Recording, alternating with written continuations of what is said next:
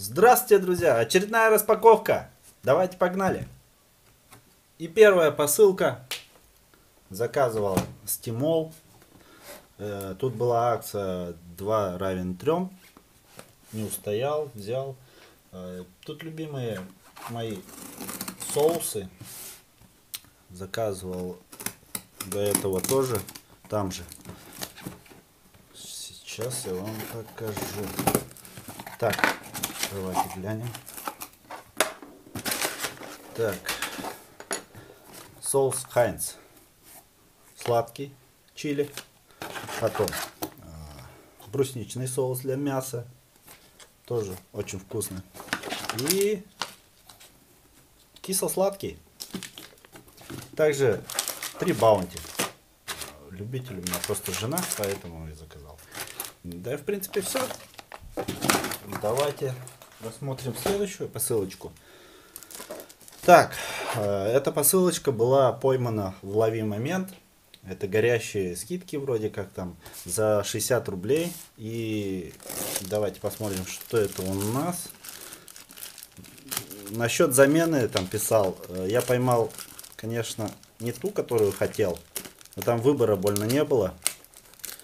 Так что продавцу написал, он говорит, может быть заменим, но не точно. Это должна быть детская кружка. Что это такое? Похоже. Так, я поймал с уточкой. Вот такой. Давайте посмотрим. Что же там прислал? Блин, вообще. Упакован, конечно, он прям очень круто. Так, ну да, он прислал также с уточкой. Вот так он выглядит. Внутри пустота. Прикольно сделано. За 60 рублей, я думаю, вообще цена прекрасная. Но детская она. Мне кажется, если уронить, она разобьется. Ну, типа, сломается сразу. А так, выглядит прикольно, качественно. А подарочек самый раз кому-нибудь подарю. Так, давайте глянем следующую посылочку. Так, и это у нас... Вот эту посылку даже не знаю, что может быть там. Так, давайте глянем. А, да, теперь вспомнил. Это пленочка для часов. Вообще заказывал не для себя, ну, не знаю зачем. Как добивку вроде на купон делал. Она стоила где-то там 20 рублей. Ну и положил в корзину. Чтобы с купон применить, надо было добавить 20 рублей. Из-за этого просто так приобрел. Ну ладно, понадобится кому-нибудь. Может сам часы какие-нибудь потом приобрету. И понадобится. Так, и следующая посылка. Это тоже посылочку я в принципе не помню. Сейчас посмотрим с вами. Даже интересно, вот когда не помнишь, очень даже интересно вспоминать, что там может быть, думаю. Так. Опа. А это я тоже вспомнил. Это я взял очень дешево, там около... Это для зипа, для зажигалки зипа. Где-нибудь в углу. Вот тут сделаю, ну, фоточку прикреплю.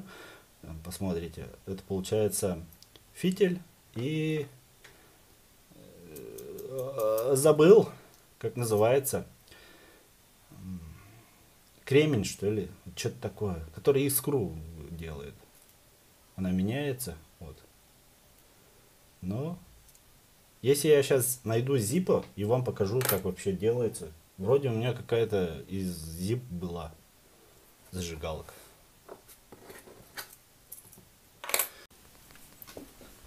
Вот я нашел свой зипа. Это оригинальный, кстати. Как раз его надо обслужить, вот эти детальки нужны. Кремень поменять, тут кремния, оказывается, вообще нет, давно уже.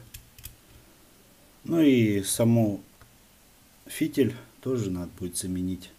Давайте обслужим его, посмотрим, как будет гореть. Кстати, у меня бензина нет, я не знаю, попробую спиртом заправить. Ну, должен, в принципе, спиртом работать. Так, давайте погнали.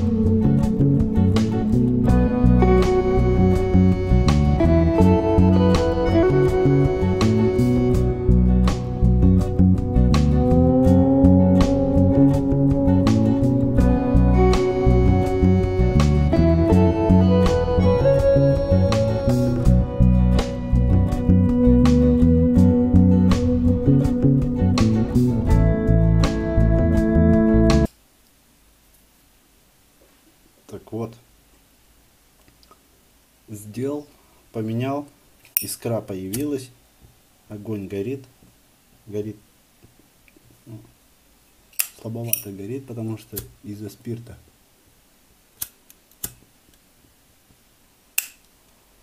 Сейчас.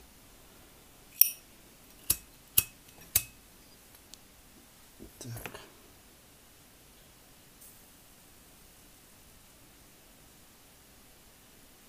Хотел просто показать, что работает. Вот.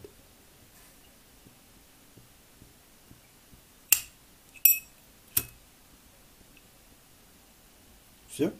Зиппо в рабочем состоянии. Купить бензин и все без проблем. А мы продолжаем распаковку. Так, следующая посылка. GPS трекер написано. Но слышу, что там колокольчик. Я знаю даже, кому этот колокольчик. Вот такой у нас ошейник для кошечки. Для нашей кошечки, конечно же. В предыдущем видео, я тут ссылочку оставлю, увидите, уже показывал эту кошечку. Она шумит, всегда ходит, мешает мне снимать. А сейчас мы ей как раз снимем на нее, как этот ошейник подойдет и как она будет выглядеть. Давайте, погнали, посмотрим. И вот у нас потенциальный клиент. Зовут Виски, порода золотая шиншилла. Неприхотливая, в принципе, игривая, молодая еще.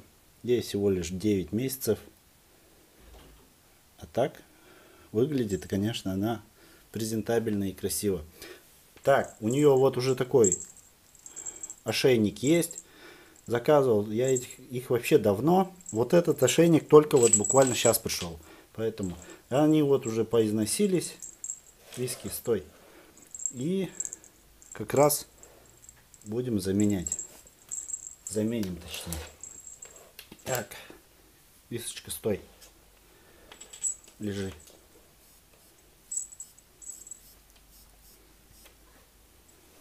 Лежи на месте. Так, в первую очередь отрегулируем на охват шеи. Тут регулируется все как надо. У нее не такая толстая шея. Височка, стой. Иди сюда. Иди сюда в кадр. Так, вот она. Давай, мы примерим на тебе. Я тебя сразу отпущу. Давай. Ага. И вот она выглядит вот так. Красотка. Стой, стой. Покажись. Покажись. Да покажись ты людям. Иди сюда. Так. Вот так выглядит. Вроде как красиво. Ну все, иди, иди. Ну вот так вот. И следующая посылка. Эту посылку я заказывал себе. Чехлы. Точнее, один чехол, конечно же, не много чехлов. Так. И это чехол на 12 Pro Max. В данный момент я снимаю как раз на него, на 12 Pro Max. И заказывал себе подменный чехол. Ну, чтоб было, я скажу. Запасные чехлы никогда не помешают. Так, по качеству неплохой. Силикон, затемненный. Ну, в принципе, пойдет. Так, пару месяцев походить пойдет. Ну, не знаю, вот защитить камеру, не защитит, посмотрим. А фоточку вот туда же выставлю, сфоткаю вам, как он сидит. Потому что сейчас не смогу, снимаю на него. И давайте фоточку вот где-нибудь тут увидеть. Так, а следующая посылка тоже чехол. Кстати, эти чехлы я брал там за рублей 15, не более того. Так что цены не кусачие. Этот чехол я взял на вроде как на iPhone 12, да, бывший телефон жены, мы его уже отдали. Этот чехол тоже я им подарю, потому что нам он не нужен. У нее сейчас 13, А я когда заказывал, она еще ходила 12-м. А на распаковку 13-го телефона ссылочка вот тут оставлю. Там увидите. А так, по качеству тоже неплохой чехол. Вот так вот. Так, давайте. И самая крупная у нас посылочка. Крупная это крупная, она не должна быть крупной. Но Сбермегамаркет упаковал в такую коробку.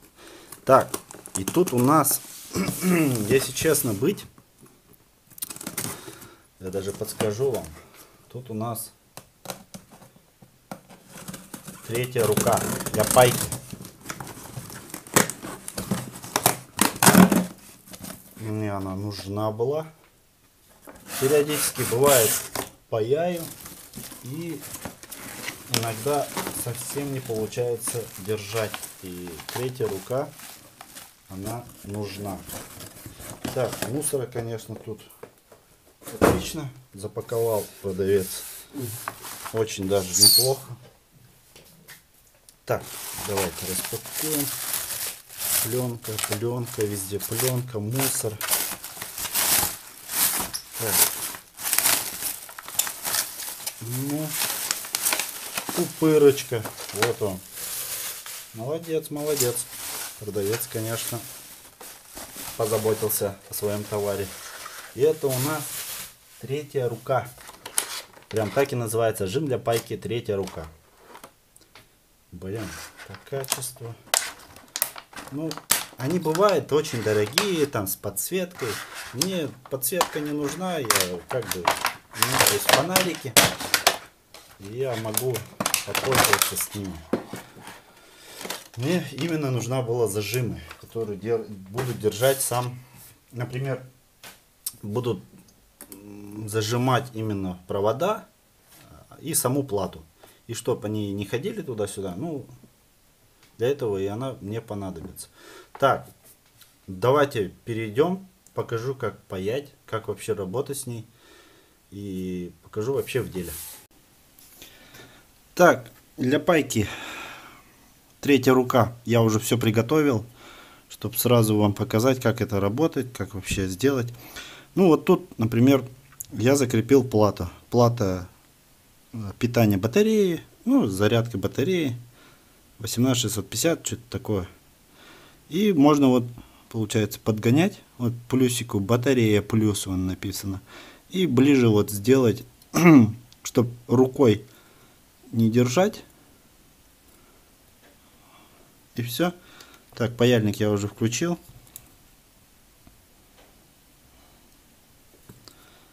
Так вот и все. Паяем, давайте.